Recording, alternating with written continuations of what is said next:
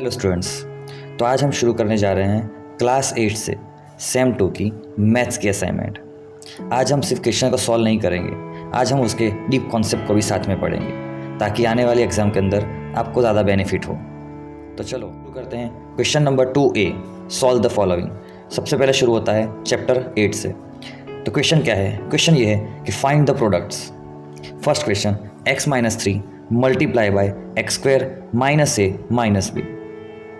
यहाँ पे हम डायरेक्ट भी कर सकते हैं, तो पहले ये वाली मेथड देखते हैं, फिर हम एक और मेथड भी देखेंगे साथ में। तो यहाँ पे हमने क्या किया, सबसे पहले हमने यहाँ पे x को पूरे ब्रैकेट के साथ मल्टीप्लाई किया एंड देन -3 को भी पूरे ब्रैकेट के साथ मल्टीप्लाई किया। आप यहाँ पे देख सकते हैं x ब्रैकेट में x square minus a minus b bracket close, फिर यहाँ से -3। जब भी हम यहाँ से कोई भी नंबर को लेंगे तो उस नंबर की साइन के साथ उसको यहाँ पे लेंगे, इसलिए यहाँ पे लिखा है हमने -3। फिर ये वाला ब्रैकेट एज इट इज़ ऐसा का ऐसा ही। अब हम क्या करेंगे, हम x को x के साथ मल्टीप्लाई करेंगे तो हमको मिलेगा x3। फिर x को मल्टीप्लाई करेंगे -a से तो हमको मिल जाएगा -xa। इसको आप -ax भी लिख सकते हैं, सेम इसको भी हम -bx भी लिख सकते हैं। तो हमने क्या किया, x को x के साथ मल्टीप्लाई किया तो x3 मिला। x into -a is the -xa, x into -b is the -xb, यानी इसका पूरा काम यहाँ तक हो चुका है।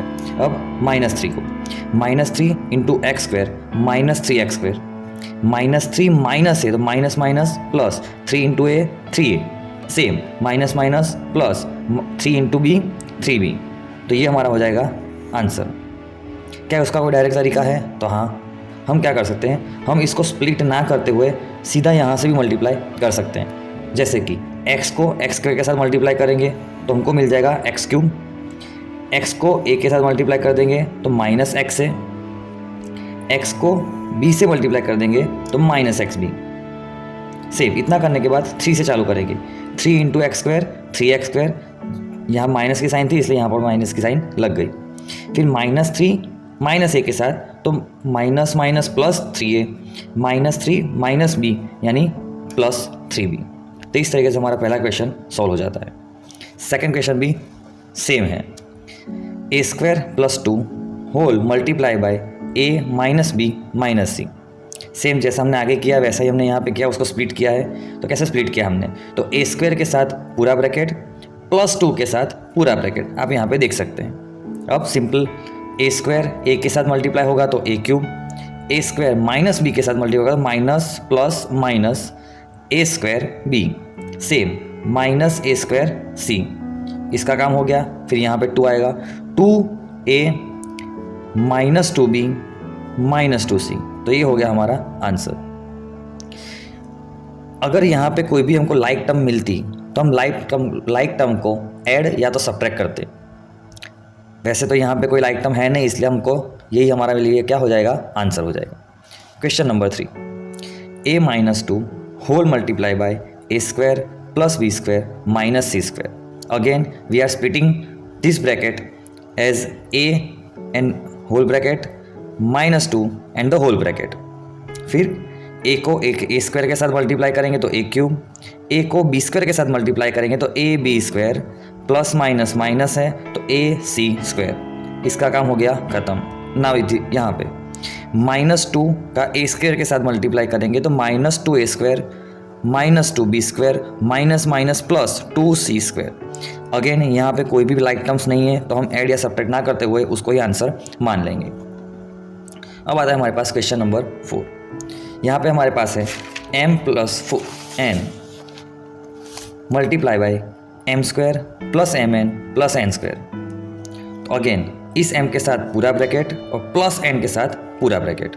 अब m स्क्वायर के साथ मल्टीप्लाई होगा तो m3, m n से मल्टीप्लाई होगा तो m स्क्वायर n, सेम यहाँ पे आ जाएगा mn square plus nm square n square m, या तो mn स्क्वायर लिखो, दोनों बातें सेम हैं। n को n स्क्वायर के साथ मल्टीप्लाई करेंगे तो n3।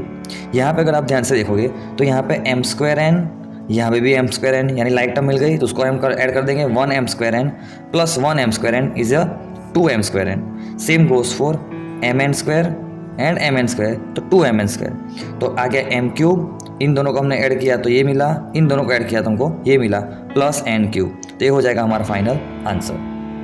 तो चलो आगे बढ़ते हैं दूसरे क्वेश्चन की तरफ। अब हमारे पास आता है क्वेश्चन नंबर 5। यहाँ पे हमारे पास है AB - 1 पूरा ब्रैकेट मल्टीप्लाई होगा AB + A - B के साथ। अगेन फर्स्ट टर्म को पूरे ब्रैकेट के साथ, सेकेंड टर्म को पूरे ब्रैकेट के साथ, जैसा आप देख पा रहे हो। फिर AB मल्टीप्लाई बाय AB, तो A² B²। यहाँ पे A × A² और B, इसको इसके साथ मल्टीप्लाई करेंगे तो plus minus minus AB²। Same goes for here, -AB -A and +B। तो यहाँ पे कोई भी प्रकार की लाइक टर्म हमको देखने को नहीं मिल रही है, इसलिए हमारा हो जाएगा फाइनल आंसर। तो शुरू करते हैं चैप्टर 10। इसमें हमको क्या करना है, हमको करना है यहाँ पे सिंप्लीफाई। A⁻² की होल ब्रैकेट में -4 divide by A³ upon A⁻10 divide by A⁸8। पहले हम ऊपर को सिंप्लीफाई करेंगे और नीचे को सिंप्लीफाई करेंगे और लास्ट में जाके हम फाइनल आंसर लेके आएंगे। तो यहाँ पे क्या हुआ, पावर की पावर एक दूसरे के साथ मल्टीप्लाई होती है, तो -2 -4 मल्टीप्लाई हो जाएगा माइनस माइनस प्लस और 4 2 = 8। तो यहाँ पे हमारे पास आ गया A⁸8। डिवाइड का sign as it is A⁻3/6, तो 3 2 = 6 अपॉन के अंदर A⁻10 एज इट इज़ लिखा और A⁸8 भी हमने एज इट इज़ लिख दिया है। अब क्या हो रहा है, यहाँ पे हमारे पास बेस सेम है।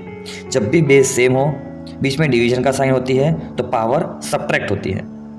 सेम यहाँ पे बेस सेम, डिवीजन का साइन, तो पावर सब्ट्रैक्ट होंगी। तो यहाँ पे हमारे पास आ जाएगा A⁸8, सब्ट्रैक्शन का साइन माइनस और यहाँ की power 6। Same goes for denominator, A⁻10 - 8। तो जब A⁸8 - 6 का आंसर आ जाएगा A⁻2 अपॉन में 10 - 8 का मतलब A⁻2, दोनों कैंसिल हो जाएंगे तो आंसर आ जाएगा 1। अब अगर हमको ये नहीं करना है स्टेप, तो हम यहाँ से इस स्टेप के ऊपर यहाँ पे जा सकते हैं। जैसे कि ये हो गया मेरे पास A⁻2 अपॉन A⁻2। अब ये दोनों बेस सेम है। अगेन अगर बेस तुम्हारे पास सेम है, ये डिवीजन हो रहा है अगर, तो पावर क्या हो जाएगी, सब्ट्रैक्ट। तो यहाँ पे क्या हुआ, A⁻2 ये ऊपर जाएगा तो -2, तो A⁻0। हमको पता है किसी भी नंबर की पावर 0 का मतलब आंसर होता है 1। चलते हैं सेकंड क्वेश्चन की तरफ। यहाँ पे हमारे पास है x⁻4 multiply by x⁻6 multiply by x⁻12 whole divide by x⁻3 divide by x²5। Again यहाँ पावर की पावर मल्टीप्लाई होगी, पावर की पावर यहाँ पे भी मल्टीप्लाई होगी। अब हम देख पा रहे हैं कि यहाँ पे सारा का सारा बेस सेम है। अगर बेस सेम हो, बीच में मल्टीप्लाई का साइन हो, तो सारी की सारी पावर एक दूसरे के अंदर ऐड हो जाएगी। वही हमने यहाँ पे किया, x⁻4 -6 एंड 12। यहाँ पे दोनों की पावर माइनस थी, इसलिए यहाँ पे माइनस आया, वरना हर जगह पे हम प्लस ही लिखने वाले थे।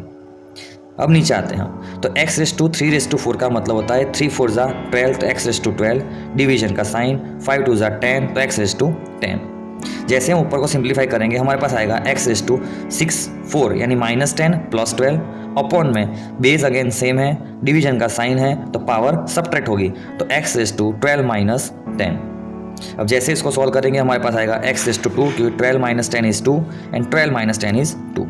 अगेन यहाँ से हमने जो यहाँ पे किया था वो वाला स्टेप भी फॉलो कर सकते हैं। तो हमारे पास आ जाएगा ये दोनों को कैंसिल करके आंसर 1। आई होप आपको समझ में आ रहा हो। अब चलते हैं हम क्वेश्चन नंबर 3। अगेन पावर की पावर मल्टीप्लाई होगी, पावर की पावर मल्टीप्लाई होगी, तो यहाँ पे आ जाएगा 6 × -2, तो A⁻12 मल्टीप्लाई का साइन, 5 2 = 10 यानी A⁻10। यहाँ पे हमारे पास बेस सेम है, बीच में डिवीजन का साइन है, तो पावर माइनस होगी। अब यहाँ पे ध्यान देने वाली बात है, जो गलतियाँ सबसे ज़्यादा यहाँ पे हो सकती है। A⁻12 यहाँ से लिख दिया, इंटू यहाँ से आ गया, A⁻10 यहाँ से आ गया। डिवीजन में जो मेन देखने वाली चीज़ है कि A⁻8 डिवीजन की साइन थी, इसलिए यहाँ पे माइनस लगा और -6 पावर यहाँ पे आई। जनरली बच्चे ये गलती करते हैं कि यहाँ पे एक ही माइनस रखते हैं। अगर आप एक ही माइनस रखोगे और इसका माइनस नहीं रखोगे, या तो इसका माइनस नहीं रखोगे, तो आपका पूरा आंसर गलत हो जाएगा। अब बेस सेम, मल्टीप्लाई का साइन, पावर ऐड होगी, तो A⁻12 यहाँ से आया, प्लस की साइन यहाँ से आई और 10 यहाँ से आया। Same goes for denominator, A⁻8 minus minus plus 6। Again A⁻2 यहाँ पे आया, A⁻2 यहाँ पे आया, इन दोनों को कैंसिल करेंगे तो आंसर आ जाएगा हमारा 1। Next question, A⁻4 multiply by A⁻3 upon A⁻2 की होल पावर 5 डिवीजन बाय या तो डिवाइड बाय A⁻5 की होल पावर 2। अगेन पावर की पावर मल्टीप्लाई होगी, तो A⁻4 × -3 -12 multiply as it is a raise to 4 3 12 upon a raise to 10 divide by 5 2 10 यानी a raise to 10। हमको पता है कि जैसे ही बेस सेम आ गया, मल्टीप्लाई का साइन आ गई, तो पावर एक दूसरे के अंदर ऐड हो जाएगी। तो यहाँ पे आएगा a raise to -12 plus 12 upon a raise to 10 -10। तो +10 +12 -12 कैंसिल हो जाएंगे या तो 0 हो जाएंगे, और +10 और -10 भी 0 हो जाएंगे। तो a raise to 0 upon a raise to 0, a raise to 0 का मतलब 1, a रेस टू 0 का मतलब 1, 1 अपॉन 1 इज 1। तो चलो हम जाते हैं चैप्टर नंबर 7 की तरफ।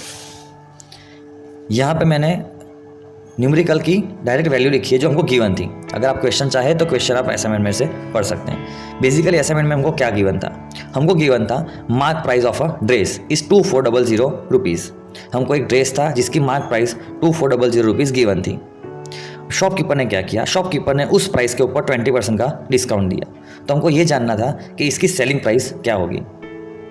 हमको पता होना चाहिए कि डिस्काउंट हमेशा लगता है मार्क प्राइस के ऊपर, यानी जितनी मार्क प्राइस होगी उसके ऊपर डिस्काउंट लगेगा, और जो भी चीज़ें, जो भी रुपीज़ माइनस होंगे या तो जो भी कॉस्ट माइनस होगी उसको बोल देंगे हम सेलिंग प्राइस, जो फाइनल वैल्यू हमारे पास आएगी उसको।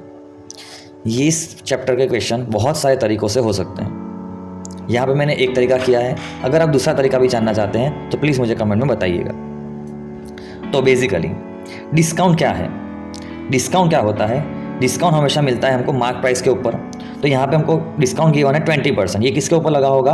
2400 रुपीज़ के ऊपर। तो हमने यहाँ पे लिख दिया कि discount is equals to 20% of 2400, यानी 2400 रुपये का 20% का डिस्काउंट लगा। यहाँ से हमको मिल जाएगा कि टोटल अमाउंट ऑफ डिस्काउंट कितना हुआ इन रुपीज़। हमको पता है परसेंटेज का साइन हटाना होता है तो नीचे 100 चला जाता है। ऑफ का मतलब होता है मल्टीप्लाई, तो 20 मल्टीप्लाई बाय 2400, परसेंटेज का साइन हट गया तो नीचे आ गया 100। 0 से 0 कैंसिल हो जाएंगे, यहाँ पे बचेगा 20 मल्टीप्लाई बाय 24। सो डिस्काउंट हमको मिल गया 480 रुपीज़। नाउ सेलिंग प्राइस क्या है? सेलिंग प्राइस बेसिकली क्या होता है? सेलिंग प्राइस एक्चुअल में जो मार्क प्राइस थी और उसमें से कितना डिस्काउंट मिला उसको अगर हम माइनस कर दें तो हमको क्या मिल जाएगा वहाँ से? Selling price. तो यही हमने किया यहाँ पे। हमारे पास मार्क प्राइस थी 2400, हमने डिस्काउंट अभी फाइंड किया 480।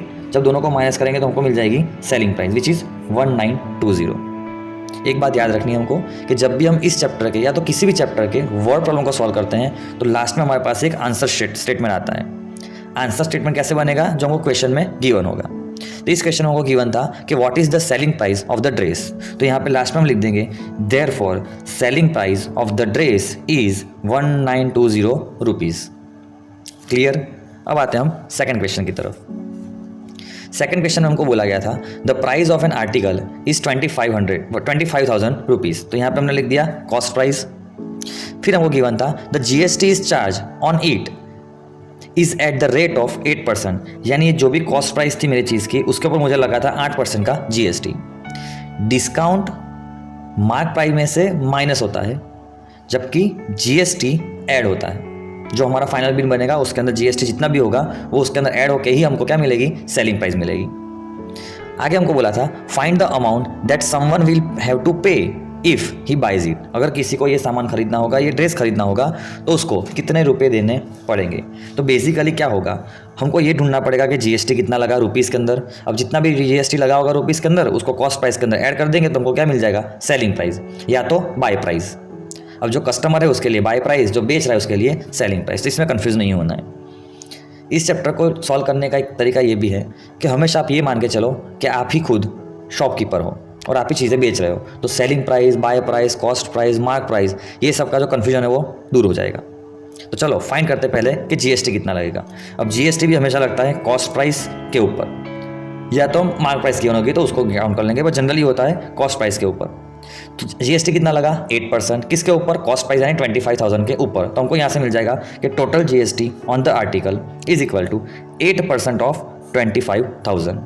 अगेन परसेंटेज का साइन हटेगा तो 0 लग जाएंगे 2, यानी 100 नीचे आ जाएगा। ऑफ का मतलब होता है मल्टीप्लाई, तो यहाँ पे आ जाएगा 8 मल्टीप्लाई बाय 25,000 अपॉन 100। 00 कैंसिल हो गए। 250 इंटू 8 विच इज़ 2,000 रुपीज़। यानी कि अगर 25,000 का ड्रेस खरीदा जाता है तो उसके ऊपर उसको 2,000 रुपये एक्स्ट्रा पे करने पड़ेंगे एज अ GST। तो फाइनली हमको क्या मिलेगा? हमको मिल जाएगी हमारी बाय प्राइस। तो buy price is equal to cost price plus total GST, यहाँ पे आएगा इन रुपीज़। तो 25,000 का dress plus total GST 2,000 rupees, तो फाइनल अमाउंट हमको मिल गया 27,000 रुपीज़। आंसर के नीचे आंसर स्टेटमेंट का आएगा फाइनली।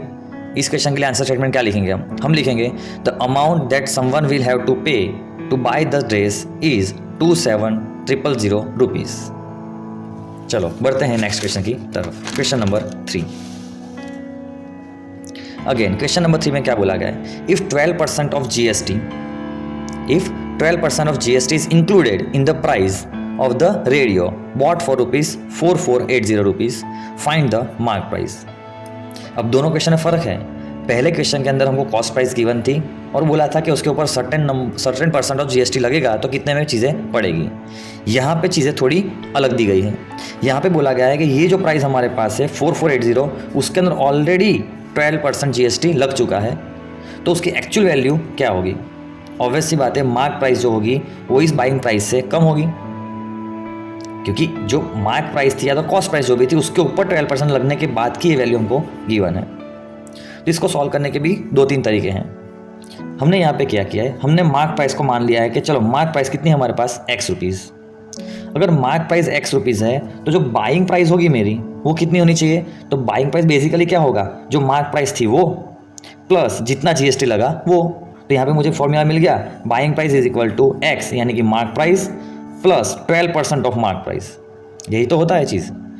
मुझे बाइंग प्राइस गिवन है 4480, मेरी जो मार्क प्राइस थी या तो कॉस्ट प्राइस थी वो मेरी कितनी हो गई x, और 12% ऑफ इसका मतलब 12 इंटू x अपॉन 100। यहाँ पे उसको हम एलसीएम लेंगे तो 4480 is equal to 100x plus 12x upon 100।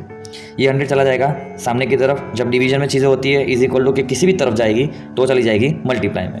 तो यहाँ पे आ जाएगा हमारे पास 4480 into 100 is equal to 112x। अब x के साथ ये मल्टीप्लाई में है, हमको x के लिए चाहिए क्योंकि x को हमने मार्क प्राइस एज्यूम किया हुआ है। तो यहाँ से x ढूंढने के लिए 112 को इज इक्वल टू के उस तरफ भेजेंगे। अगेन दोनों मल्टीप्लाई में है, सामने जाएगा तो डिवीजन में। तो हमारे पास आ गया 448000 इसका लग जाएगा अपॉन 112, यानी फाइनली हमको मिल गया x is equal to 4,000 rupees. हमने x को क्या माना था, मार्क प्राइस, तो हमको यहाँ से हमारा आंसर मिल गया x के फॉर्म में। तो लास्ट में हम एक स्टेटमेंट लिख देंगे। अगेन वापस स्टेटमेंट क्या लिखेंगे, the mark price of the radio is 4,000 rupees. चलो तो हम आगे बढ़ते हैं क्वेश्चन नंबर 4 की तरफ। क्वेश्चन नंबर 4 में हमको बोला गया है a sari is sold for 2720 rupees. हमको एक साड़ी है जिसको हमने सोल्ड कर दिया, यानी वो सेलिंग प्राइस हो जाएगी हमारी। तो सेलिंग प्राइस हमारे पास है 2720 रुपीज़। वहाँ पे बोला गया हमको after allowing the discount of 50%, यानी कुछ प्राइस रही होगी उसके ऊपर 15% का डिस्काउंट गिवन है। उतना डिस्काउंट देने के बाद जो सेलिंग प्राइस हमको मिली वो है 2720 रुपीज़। तो हमको ये बताना है कि उसकी मार्क प्राइस कितनी होगी। हमको पहले से पता है कि सेलिंग प्राइस एक्चुअल में क्या होती है। सेलिंग प्राइस होती है मार्क प्राइस और उसमें से माइनस करते हैं हम डिस्काउंट को, जो अभी हमने आगे के क्वेश्चन में किया था। तो हमने यहाँ से फॉर्मूला बना दिया कि selling price is equals to mark price minus discount. अब यहाँ पे अगेन हमने मार्क प्राइस को मान लिया है x रुपीज़। तो क्या हो रहा है, अब सेलिंग प्राइस हमारे पास थी 2720 rupees is equal to mark price को हमने x माना था माइनस डिस्काउंट कितना गिवन था। तो डिस्काउंट गिवन था 15%। तो 15% किसका होता है डिस्काउंट, डिस्काउंट हमेशा मिलता है मार्क प्राइस के ऊपर। तो 15% of x। Again 2720 is equal to x minus 15 upon 100 into x हो गया ऑफ का मल्टीप्लाई, परसेंटेज का 00 आ गया नीचे। आगे 2720 इज इक्वल टू एलसीएम ले लिया वापस हमने, तो 100x माइनस 15 अपॉन 100, ये 100 डिवीजन में था तो मल्टीप्लाई में जाएगा। तो 2720 into 100 is equal to 85x। अगेन हमको x की वैल्यू चाहिए, 85 को हम भेज देंगे नीचे डिनोमीटर के अंदर। तो x is equal to 272000 upon 85। तो यहाँ से x की वैल्यू मिल गई हमको 3200 रुपीज़। अगेन हमको आंसर स्टेटमेंट हर एक क्वेश्चन के अंदर लिखना है। यहाँ पे हमको पूछा गया था what is the mark price, तो हमने यहाँ पे लिख दिया so therefore the mark price is 3200 rupees. I hope आपको समझ में आ रहा होगा। ये सारे के सारे क्वेश्चन को करने की एक और तरीका भी है, जैसे मैंने आपसे बात की थी स्टार्टिंग में। अब आता है क्वेश्चन नंबर 5। क्वेश्चन नंबर 5 में बोला गया है an article was purchased for the 9912 rupees, यानी इतने रुपये में आर्टिकल को खरीदा गया। Including the 18% GST। ऑब्वियसली बात है, अगर हमने कोई चीज़ खरीदी है तो GST उसके अंदर ऑलरेडी क्या होगा, ऐड होगा। हमको ये चाहिए कि प्राइस बिफोर GST कितना था। हमने जैसा क्वेश्चन आगे किया था वैसा का वैसा सेम क्वेश्चन यहाँ पे हमको वापस मिल गया है। तो प्राइस विद GST क्या होगा, तो प्राइस बिफोर GST होगा और प्लस उसके अंदर GST को ऐड कर दिया होगा, सिंपल। तो यहाँ पे हमारे पास क्या है, हमने ऐसा मान लिया कि जो प्राइस थी GST के पहले वो हमारे पास थी X रुपीज़। तो हमने क्या किया, price with GST is 9912 is equal to price before GST X था, और GST किसके ऊपर लगा होगा, जो पहले की प्राइस होगी उसमें GST लगा होगा, तो 18% ऑफ X। अब इसको करेंगे सिंप्लीफाई, तो 9912 यहाँ पे था is equal to X, again 18 का 18 ऑफ का मल्टीप्लाई यानी X के साथ मल्टीप्लाई हो गया और परसेंटेज का नीचे चला गया 100। तो 9912 इसको जब हम सिंप्लीफाई करेंगे, एलसीएम लेंगे तो हमारे पास आ जाएगा 118x अपॉन 100। ये चला जाएगा इस तरफ मल्टीप्लाई के अंदर, तो x इज इक्वल टू, मैंने यहाँ पे थोड़ा डायरेक्ट कर दिया है कि x is equal to 9912 multiply by 100 और 118 नीचे आ जाएगा, जैसे आप देख पा रहे हैं। जैसे ही आप इसको सॉल्व करेंगे हमको मिल जाएगा x is equal to 8400 rupees. Last में आंसर स्टेटमेंट इस तरीके से लिखेंगे कि price before GST was 8400 rupees. I hope आपको समझ में आ रहा होगा। तो यहाँ पे हमने टोटल 3 चैप्टर खत्म कर दिए, chapter number 8, chapter number 10 and chapter number 7। अब बढ़ते हैं हम चैप्टर नंबर 11 की तरफ। चैप्टर नंबर 11 के अंदर सिर्फ 2 फॉर्मूला है और सबसे इजी चैप्टर। हमको क्या, हमारे पास कौन से फॉर्मूला है, सिर्फ 2 फॉर्मूला। एक डायरेक्ट प्रोपोर्शन क्या होता है, सेकंड इनवर्स प्रोपोर्शन क्या होता है। तो डायरेक्ट प्रोपोर्शन का फॉर्मूला होता है x1 upon y1 is equal to x2 upon y2। Same inverse proportion का फॉर्मूला होता है x1 y1 is equal to x2 y2। अब डायरेक्ट प्रोपोर्शन और इनवर्स प्रोपोर्शन का मतलब क्या है वो भी समझ लेते हैं, फिर हम क्वेश्चन शुरू करते हैं। डायरेक्ट प्रोपोर्शन का मतलब होता है जब हम किसी एक वैल्यू को बढ़ाते हैं और दूसरी वैल्यू भी बढ़ती है अगर, तो उसको बोलते हैं हम डायरेक्ट प्रोपोर्शन। और उसका उल्टा, जब हम एक वैल्यू को बढ़ाएंगे और दूसरी वैल्यू कम हो जाएगी तो उसको बोल देंगे हम इनवर्स प्रोपोर्शन। पूरे चैप्टर के अंदर हमको सिर्फ क्वेश्चन पढ़ के ये समझना होगा कि जो गिवन डेटा है वो इनवर्स में है या तो डायरेक्ट प्रोपोर्शन में। अब सबसे पहला क्वेश्चन हमको गिवन है, 8 metre 40 centimetre high vertical pole cast a shadow of 5 metre 60 centimetre. So find at the same time the length of the shadow cast by another pole of 6 metre high.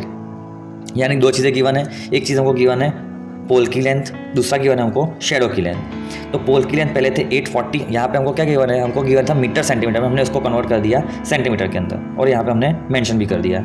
तो पोल की length हमको मिली 840 centimetre, उस time पे shadow की length कितनी थी 560 centimetre. अब जब दूसरा पोल था विच इज़ 6 मीटर लॉन्ग, जिसको हमने लिख दिया यहाँ पे 600 सेंटीमीटर, तो उस टाइम पोल की हाइट, जो पोल का शेडो था वो कितना होगा। अब समझनी जैसी बात है, अगर पोल की हाइट बढ़ेगी तो शेडो की हाइट भी बढ़ेगी, अगर पोल की हाइट कम होगी तो शेडो की हाइट भी कम होगी या तो लेंथ कम होगी। इसका मतलब जब एक चीज़ बढ़ रही है तो दूसरी चीज़ भी बढ़ रही है, एक चीज़ कम हो रही है तो दूसरी चीज़ भी कम हो रही है। इसका मतलब the given data is in direct proportion. अब ये दोनों चीज़ें पोल की लेंथ थी तो x1 x2 ले दिया, ये दोनों शेडो की लेंथ है तो y1 y2 ले लिया। अब the given data is in direct proportion, तो फॉर्मूला लिख देंगे x1 upon y1 is equal to x2 upon y2। x1 की वैल्यू 840, y1 की वैल्यू 560, x2 की वैल्यू 600 और y2 की वैल्यू हमको फाइंड करनी है। अगेन y2 हमको चाहिए तो y2 को भेज देंगे सामने और 840 को ला देंगे नीचे और 560 को मल्टीप्लाई कर देंगे 600 के साथ। जब ऐसा करेंगे फिर इसको कर देंगे हम सिंप्लीफाई, 0 से 0 गया, इसको जैसे ही हमने कैंसिल किया हमारे पास आ जाएगा आंसर 400 सेंटीमीटर। तो फाइनली आंसर लिखेंगे again, length of shadow is 4 metre, क्योंकि हमको क्वेश्चन में जो डेटा गिवन था वो मीटर सेंटीमीटर में गिवन था, तो हम यहाँ पे आंसर भी मीटर के अंदर ही छोड़ेंगे। अब आता है हमारे पास सेकंड क्वेश्चन।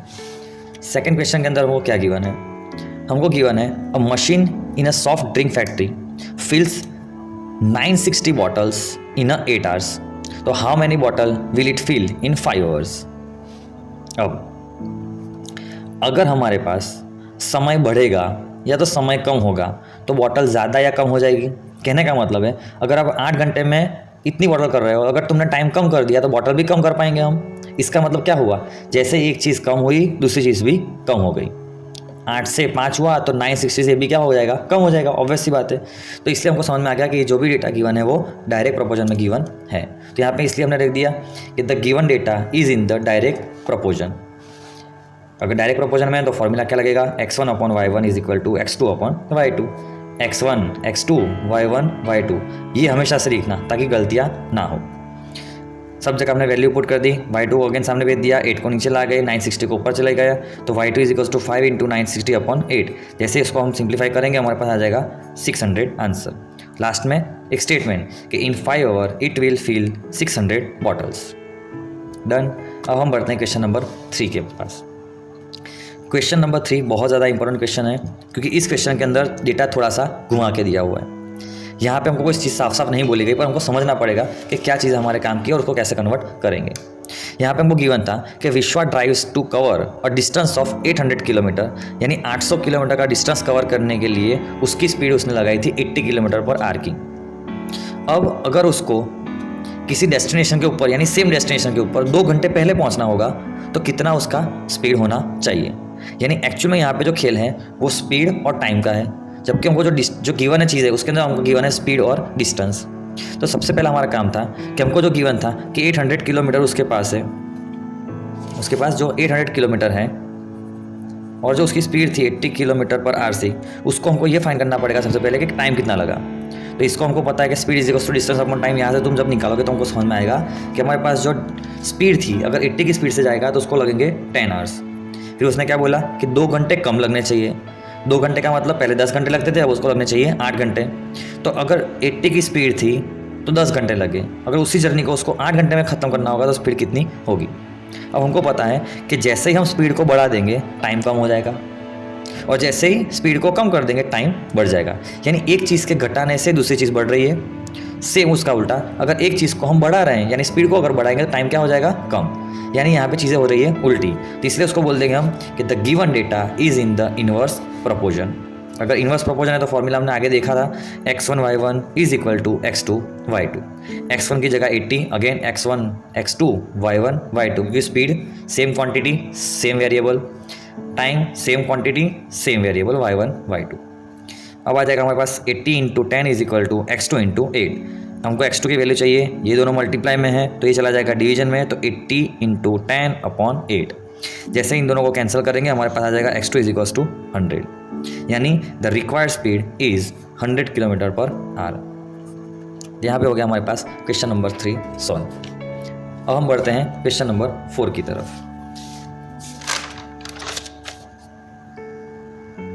तो शुरू करते हैं क्वेश्चन नंबर 4। क्वेश्चन नंबर 4 में गिवन है, in a model of ship the mast is 21 centimetre high while the mast of the actual ship is 35 metre high. यानी हमको क्या गिवन है, एक एक्चुअल शिप है और उसका एक मॉडल बनाया गया है। ऑब्वियसली बात है जो एक्चुअल शिप होगी उससे मॉडल की हाइट और सारे के सारे डायमेंशन क्या होंगे, छोटे होंगे। तो हमको बताया यहाँ पे क्या है, बेसिकली हमको बताया कि जो एक्चुअल शिप थी उसका जो मास्ट था वो 35 मीटर लॉन्ग था, जबकि उसके मॉडल के अंदर ही जो सेम टू सेम प्रोपोर्शन में जो मॉडल बनाया गया है उसके अंदर उसकी हाइट थी 21 सेंटीमीटर।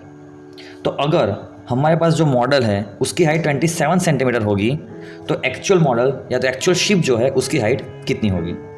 अब यहाँ पे हमको साफ साफ समझ में आ रहा है कि अगर मॉडल की साइज बढ़े, अगर एक्चुअल शिप की साइज़ बढ़ेगी तो मॉडल की साइज़ बढ़ेगी, अगर एक्चुअल शिप की साइज़ छोटी होगी तो मॉडल की साइज़ भी छोटी होगी।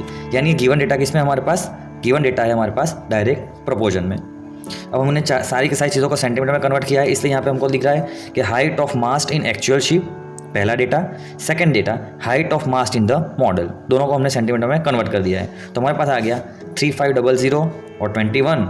हमको नहीं पता कि एक्चुअल शिप की लेंथ कितनी होगी या तो हाइट कितनी होगी, पर हमको उसके जो मॉडल है उसकी हाइट हमको पता है। तो इसको दे दिया हमने x1 x2 y1 y2, और यहाँ पे हमने लिख भी दिया है कि the given data is in the direct proportion. अगर डायरेक्ट प्रोपोर्शन में है तो हमारे पास फॉर्मूला आ जाएगा x1/y1 is equal to x2/y2। x1 क्या है हमारे पास 3500, 21, x2 एंड 27। अगेन x2 की वैल्यू चाहिए, 27 को सामने भेज देंगे तो 3500 इंटू 27/21। जैसे ही सब चीज़ों को सिंप्लीफाई करेंगे हमारे पास आ जाएगा आंसर 4500 सेंटीमीटर। अगेन जो गिवन डेटा था वो मीटर सेंटीमीटर में था तो इसको भी हम मीटर सेंटीमीटर में कन्वर्ट करेंगे। 4500 सेंटीमीटर का मतलब होता है 45 मीटर। यानी हमको क्या मिल गया, हमको मिल गया the height of mast in the actual ship is 45 metre. तो इस तरीके से हमारा चैप्टर नंबर 7 भी यहाँ पे चैप्टर नंबर 11 भी हमारा ख़त्म होता है। अब हम शुरू कर रहे हैं चैप्टर नंबर 9। हमको क्या गिवन है, हमको गिवन है A road roller takes 20 complete revolution to move once over the level of road. Find the area of the road. If the radius of the road roller is 3.5 meter and height is 2 meter. अब हमका concept समझना पड़ेगा हमको पता है अगर हमारे पास ऐसा सिलेंडर है कोई, अगर इस सिलेंडर को हम किसी सरफेस के ऊपर रोल करेंगे तो उस सरफेस के साथ जो चीज़ कांटेक्ट में आएगी वो कौन सी होगी, ये वाली एरिया होगा। अब ये वाली एरिया को क्या बोल देंगे हम बोलते हैं CS है। यानी अगर रोड रोलर एक कंप्लीट रिवॉल्यूशन जो कितना करेगा उतना ही एरिया किसका होगा, उस जगह का एरिया होगा। यानी ये वाला पोर्शन अगर एक राउंड घूमता है यानी इसका एक CS है, जिसकी सरफेस के ऊपर गिरेगा तो उतनी वो क्या कर देगा, लेंथ कवर कर देगा, यानी वो उसका हो जाएगा एरिया। यहाँ पे हमको बोला गया है कि ये जो रोड रोलर है वो 20 कंप्लीट रिवॉल्यूशन कर रहा है। सबसे पहले हमने क्या किया, हमने लिख दिया गिवन, तो R is equal to 3.5 metre and H which is height is equal to 2 metre.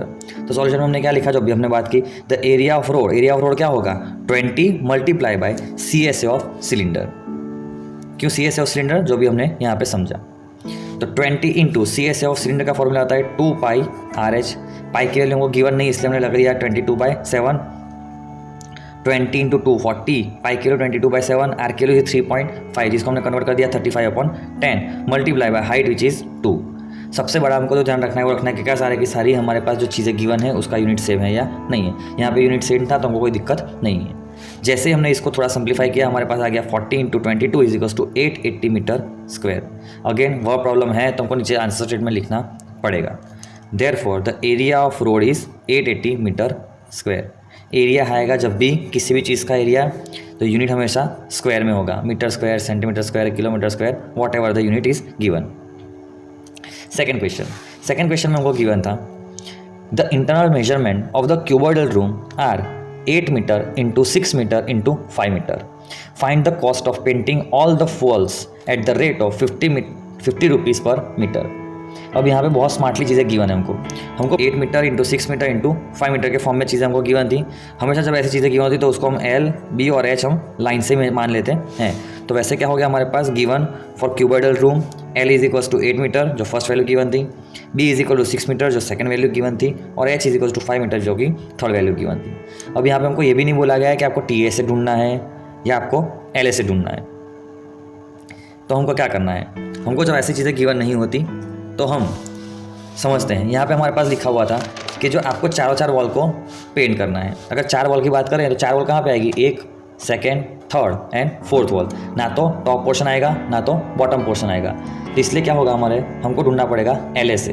तो total area to be painted is equals to LA of cuboid. LA से क्या होगा 2H L प्लस B। अब सारी value को इसके अंदर put कर दो, जैसे हम सॉल्व करेंगे हमारे पास आ जाएगा 140 मीटर स्क्वायर। अभी तो बात खत्म नहीं हुई, हमको क्या चाहिए, हमको चाहिए टोटल कॉस्ट। अगर हमको गिवन क्या है, हमको गिवन है कि 1 मीटर स्क्वायर की कॉस्ट होती है 50 रुपीज़। तो हमारे पास कितना है टोटल 140 मीटर स्क्वायर। तो हो जाएगा हमारे पास total cost of painting is equal to 140 into 50 which is ₹7,000। Final statement लिख देंगे cost of painting all the walls at the rate of ₹15 is 7,000 rupees. 50 रुपये पर मीटर स्क्वायर के अगर हिसाब से हमको पेंट करना होगा तो हमारा टोटल कॉस्ट हो जाएगा 7,000 रुपये। अब चलते हैं हम क्वेश्चन नंबर 3 की तरफ। क्वेश्चन नंबर 3 में हमको बोला गया है cylindrical milk tank has radius of 3.5 centimetre. ये 3.5 सेंटीमीटर रेडियस वाली हमारे पास सिलिंड्रिकल टैंक है जिसके अंदर मिल्क भरा गया है और उसकी जो लेंथ हमको गिवन है विच इज़ 5 मीटर। तो find the quantity of milk in litres. अब जब भी हमको क्वांटिटी कितनी आएगी उसके अंदर या तो कोई चीज़ किसके अंदर कितनी भरी जाएगी, जब भी ऐसा बोला जाएगा तो हमेशा हम ढूंढेंगे वॉल्यूम। ऑब्वियस बात है यहाँ पे हमारा सिलिंड्रिकल टैंक है तो हम सिलेंडर किसका वॉल्यूम किसका ढूंढेंगे, सिलेंडर का।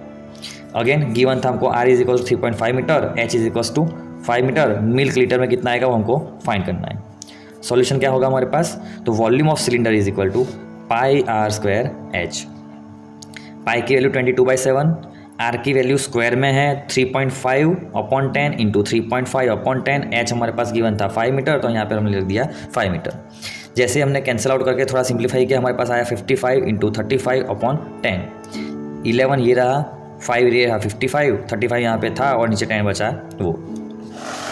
जैसे हमने उसको सॉल्व किया हमारे पास आ जाएगा 192.5 मीटर क्यूब। क्या क्वेश्चन खत्म हो गया, तो आंसर है नहीं। हमको उन्होंने बोला था कि आपको लीटर में क्वांटिटी देनी है तो हमको कन्वर्जन पता होना चाहिए। कन्वर्जन क्या है, कन्वर्जन है 1 metre cube is equals to 1000 litre. हमारे पास कितना मीटर क्यूब है 192.5, तो अगर टोटल लीटर फाइंड करने के लिए हम क्या करेंगे 192.5 metre cube is equal to 192.5 multiply by 1000, तो हमारे पास आ जाएगा 1,92,500 लीटर्स। अगेन वर्ड प्रॉब्लम थी तो लास्ट में हमको लिखना पड़ेगा एक answer statement. The tank can store 1,92,500 litres of milk in it. Great. चलो क्वेश्चन नंबर 4 और आज का इस वीडियो का लास्ट क्वेश्चन। क्वेश्चन गिवन है the lateral surface of the cuboidal cabinet measures 3 metre into 2 metre into 1 metre. Again हमको given कैसा था 3 metre into 2 metre into 1 metre, इसलिए इसको हमने एल बी और एच हमने लाइन से उसको काउंट कर लिया। करना क्या है, हमको बोला गया है कि इस टैंक की सरफेस को हमको पेंट करना है, तो find the cost of painting eight the rate of 80 rupees per metre square. Again हमको क्या करना है, कैबिनेट के हमको मेजरमेंट गिवन है उसको हमको पेंट करना है, और साफ साफ बोल भी दिया है यहाँ पे तो कि लेटरल सरफेस को पेंट करना है। लेटरल सरफेस का मतलब 4 दीवार जो आसपास होती है। तो सिंपल बात थी, हमने गिवन लिख दिया for cuboidal cabinet L B H, cost per metre square था 80 रुपीज़, तो टोटल कॉस्ट हमको फाइंड करना है। सॉल्यूशन के अंदर जो उसने बोला है वो लिख दिया हमने साफ साफ कि L S A of cuboid is equal to 2H L plus B, तो 2 इंटू 1 ब्रैकेट में 3 प्लस 2, 3 प्लस 2 5, 2 1 ज़ा 2, आंसर आ गया हमारे पास 10 मीटर स्क्वायर। क्या हमको ये चाहिए था? आंसर है नहीं। हमको जो चाहिए था उसके लिए हमने ये चीज़ को फाइंड किया है। हमको चाहिए था टोटल कॉस्ट। हमको पता है कि 1 मीटर स्क्वायर की कॉस्ट है 80 रुपीज़, हमारे पास कितना आया एरिया 10 मीटर स्क्वायर, तो हो जाएगा कि now total cost of painting is equal to 10 into 18 which is 800 rupees. Last में आंसर स्टेटमेंट आ जाएगा हमारे पास which is the cost of painting lateral surface is 800 rupees. तो फाइनली हमने यहाँ पे क्वेश्चन नंबर 2 एक के सारे क्वेश्चन कर दिए हैं। नेक्स्ट वीडियो के अंदर हम करेंगे क्वेश्चन नंबर 2 का पार्ट बी।